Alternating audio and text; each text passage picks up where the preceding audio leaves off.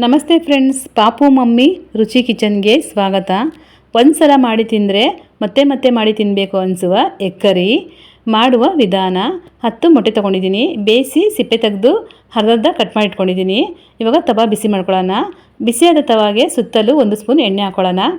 ನಂತರ ಪೀಸ್ ಮಾಡ್ಕೊಂಡ್ರೆ ಮೊಟ್ಟೆನೂ ಸಹ ಹಾಕ್ಕೊಂಡು ಫ್ರೈ ಮಾಡ್ಕೋಬೇಕು. ಮಧ್ಯದಲ್ಲಿ ಮತ್ತೆ 2 ಸ್ಪೂನ್ ಎಣ್ಣೆ ಹಾಕ್ಕೊಳ್ಳಿ. ಇವಾಗ ಒಂದು ಸೈಡು ಫ್ರೈ ಆಗಿದೆ, ಇನ್ನೊಂದು ಸೈಡು ಮಗ್ಚ ಹಾಕ್ಕೊಳ್ಳಿ. ಈ ರೀತಿ ಮಾಡೋದ್ರಿಂದ ಎಗ್ ಕರಿ ತುಂಬಾ ರುಚಿಯಾಗಿರುತ್ತೆ ಮತ್ತು ಕರಿ ಒಳಗಡೆ ಮೊಟ್ಟೆ ಸಹ ಪೀಸಸ್ ಆಗಲ್ಲ. ಗ್ರೇವಿಗೆ ರೆಡಿ ಮಾಡ್ಕೊಳ್ಳೋಣ. 4 ಈರುಳ್ಳಿ ನೈಸಲ್ಲಿ ರುಬ್ಕೋಬೇಕು. ಇದೇ ಜಾರ್ಗೆ 4 ಟೊಮೊಟೊ ಹಾಕೋತಾ ಇದ್ದೀನಿ. ಇದನ್ನು ಸಹ ನೈಸಲ್ಲಿ ರುಬ್ಕೊಳ್ಳೋಣ.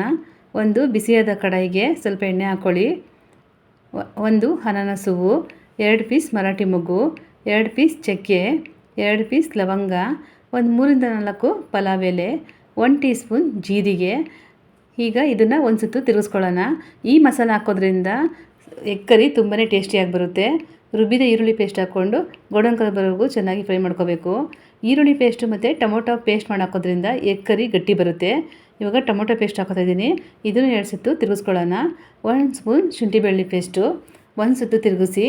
1 ಟೀ ಸ್ಪೂನ್ ಅರಿಶಿನ, 1 teaspoon chilli powder, 2 teaspoon ಧನಿಯಾ ಪುಡಿ, 1 teaspoon garam masala mix ಆಗೋವರೆಗೂ 2 ಸುತ್ತು ತಿರುಗಿಸ್ಕೊಳ್ಳಿ. ನಂತರ ರುಚಿಗೆ ತಕ್ಕಷ್ಟು ಉಪ್ಪು ಹಾಕ್ಕೊಂಡು ಹಸಿ ವಾಸನೆ ಹೋಗೋವರೆಗೂ ಚೆನ್ನಾಗಿ ಫ್ರೈ ಮಾಡ್ಕೋಬೇಕು. ಇವಾಗ ಫ್ರೈ ಆಗಿದೆ. ನಮಗೆ ಎಷ್ಟದಕ್ಕೆ ಬೇಕು ಅಷ್ಟದಕ್ಕೆ ನಾವು ಕರಿ ರೆಡಿ ಮಾಡ್ಕೊಳ್ಳೋಣ. ನಾನು ಮಸಾಲೆ ರುಬ್ಬಿದ ಜಾರ್ಗೆ ನೀರು ಹಾಕ್ಕೋತಾ ಇದ್ದೀನಿ. ಒಂದು 2 ಸುತ್ತು ತಿರುಗಿಸ್ಕೊಳ್ಳಿ. ಒಂದು 5 ನಿಮಿಷ ಕುದಿಯೋಕ್ಕೆ ಬಿಡೋಣ. 3 ಆಲೂಗೆಡ್ಡೆ ಬೇಯಿಸಿ ಸಿಪ್ಪೆ ತೆಗೆದು ಪೀಸ್ ಮಾಡಿ ಹಾಕ್ಕೊತಾ ಇದ್ದೀನಿ. ಇದ್ರ ಜೊತೆಗೇ ಫ್ರೈ ಮಾಡ್ಕೊಂಡ್ರೆ ಮೊಟ್ಟೆನೂ ಸಹ ಹಾಕ್ಕೋಬೇಕು. ಒಂದು 2 ಸುತ್ತು ತಿರುಗಿಸ್ಕೊಂಡು ಪ್ಲೇಟ್ ಮುಚ್ಚಿ ಒಂದು 10 ನಿಮಿಷ ಕುದಿಯೋಕ್ಕೆ ಬಿಡಿ.